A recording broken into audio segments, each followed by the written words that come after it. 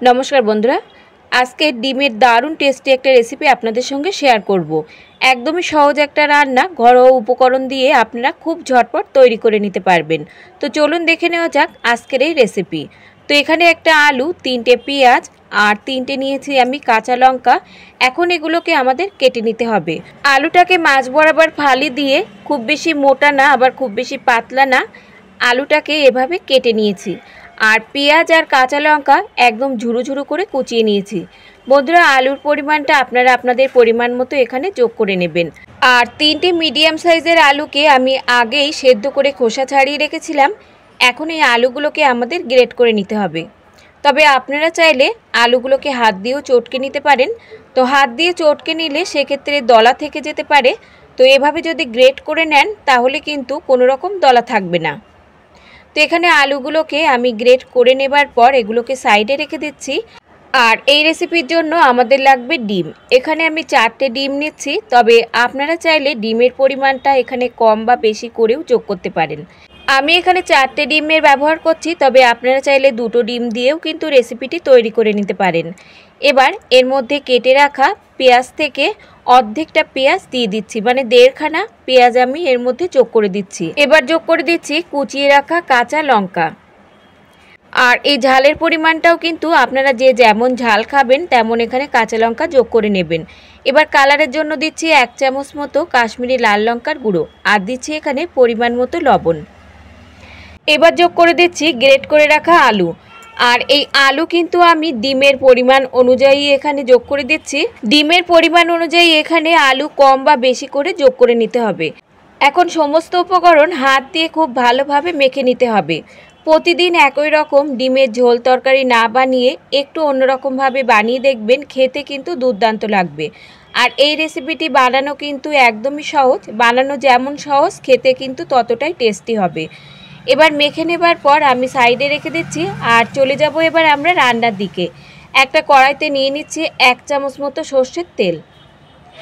তেল ভালোভাবে গরম হয়ে যাবার পর ফ্লেমটাকে লো টু মিডিয়ামে দিয়ে এবার ডিমের গোলা থেকে 1 হাতা পরিমাণ ডিমের গোলা আমি দিয়ে দিচ্ছি।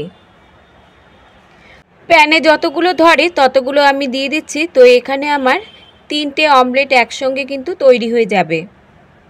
আর এগুলো ভাজতে কিন্তু খুব বেশি সময় লাগবে না বন্ধুরা। এবার 20 থেকে 30 সেকেন্ডের মতো আমাদের অপেক্ষা করতে হবে, যতক্ষণ না উপরটা একটু জমাট বাঁধে। উপরটা একটু জমাট বেঁধে যাবার পর উল্টে দিয়ে লাল লাল করে আমাদের ভেজে নিতে হবে।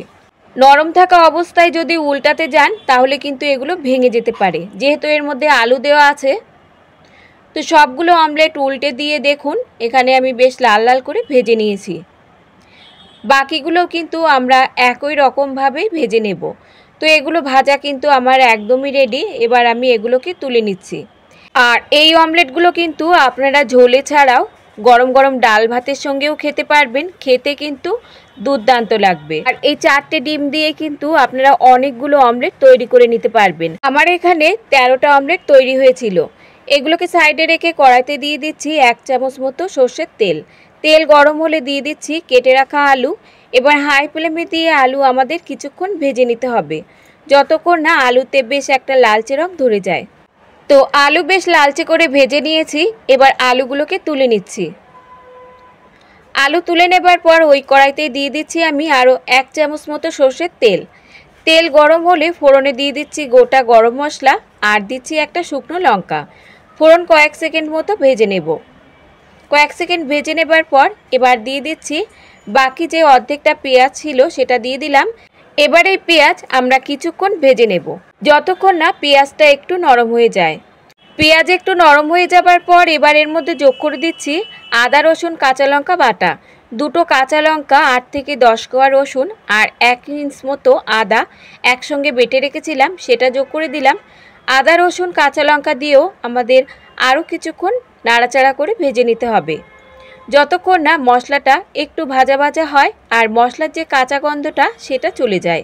কিছুক্ষণ মশলা ভেজে নেবার পর যোগ করে দিচ্ছি একটা বড় সাইজের টমেটো আর এর সঙ্গে দিচ্ছি 1/2 চামচ মতো জিরে গুঁড়ো, 1/2 চামচ মতো ধনে গুঁড়ো, দিলাম পরিমাণ মতো লবণ আর 1/2 চামচ দিচ্ছি হলুদ গুঁড়ো। কালারের জন্য ব্যবহার করছি 1 চামচ মতো কাশ্মীরি লাল লঙ্কার গুঁড়ো আর দিচ্ছি হাফ চামচ মতো ঝাল লঙ্কার গুঁড়ো। একই সঙ্গে যোগ করে দিলাম হাফ কাপ মতো জল। সমস্ত উপকরণ ভালোভাবে নাড়াচাড়া করে মিশিয়ে নিয়ে এখন লো ফ্লেমে 2 থেকে 3 মিনিটের মতো আমরা ঢাকা দিয়ে রান্না করে নেব, যাতে মশলা খুব ভালোভাবে নরম হয়ে যায়। 3 মিনিট পর ঢাকনা তুলে নিচ্ছি। দেখুন টমেটো কিন্তু খুব ভালোভাবে এখানে নরম হয়ে গেছে। এবার আরও কিছুক্ষণ মশলা আমরা ভালোভাবে কষিয়ে নেব, যতক্ষণ না মশলা থেকে তেলটা আলাদা হয়ে যায়। এবার এর মধ্যে যোগ করে দিচ্ছি ভেজে রাখা আলু দিয়েও আমাদের আরও কিছুক্ষণ নাড়াচাড়া করে কষিয়ে নিতে হবে। আর এই রেসিপিটি কিন্তু শুধু ভাতের সঙ্গে নয়, রুটি পরোটার সঙ্গে খেতেও কিন্তু দুর্দান্ত লাগবে। বাড়িতে মাছ মাংস না থাকলেও কিন্তু ডিমের এই রেসিপিটি এইভাবে তৈরি করে দেখতে পারেন। তো এখানে আলু ভালোভাবে মশলার সঙ্গে কষিয়ে নেবার পর এবার এর মধ্যে যোগ করে দিচ্ছি আমি 1 গ্লাস জল দিয়ে এবার ঝোলটা ফুটে ওঠার পর ঢাকা দিয়ে 3 থেকে 4 মিনিটের মতো লো ফ্লেমে আমরা রান্না করে নেব, যতক্ষণ না আলুটা খুব ভালোভাবে এখানে সেদ্ধ হয়ে যায়। এখন আলুটাকে আমরা চেক করে নেব। দেখুন আলু কিন্তু খুব ভালোভাবে এখানে সেদ্ধ হয়ে গেছে। আলু এভাবেই কিন্তু আমাদের আগে সেদ্ধ করে নিতে হবে।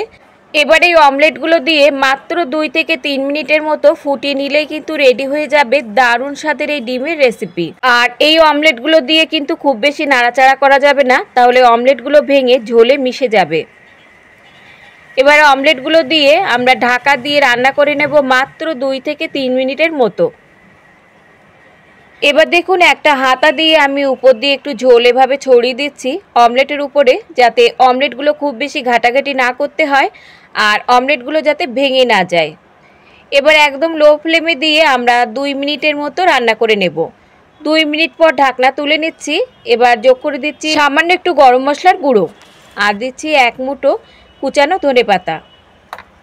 ধনেপাতা আর গরম মশলাটা খুব হালকা করে চামচ দিয়ে এভাবে নাড়াচাড়া করে মিশিয়ে নিয়ে আরও 1 মিনিটের মতো ঢাকা দিয়ে আমরা রান্না করে নেব।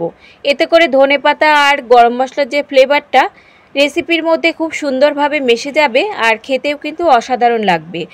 1 মিনিট পর ঢাকনাটা তুলে নিলাম। দেখুন দেখতে কতটা লোভনীয় লাগছে। ভাত রুটি পরোটার সঙ্গে কিন্তু দারুণ জমে যাবে।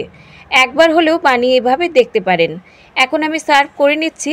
তো বন্ধুরা, আজকের রেসিপি যদি আপনাদের ভালো লাগে লাইক শেয়ার কমেন্টের সাথে সাথে চ্যানেলটাকে সাবস্ক্রাইব করে রাখার অনুরোধ রইল। আজ তাহলে এই পর্যন্ত বন্ধুরা, দেখা হবে অন্য কোনো রেসিপির সঙ্গে। ততক্ষণ সুস্থ থাকবেন, ভালো থাকবেন আর সম্পূর্ণ রেসিপিটি দেখার জন্য সকলকে ধন্যবাদ।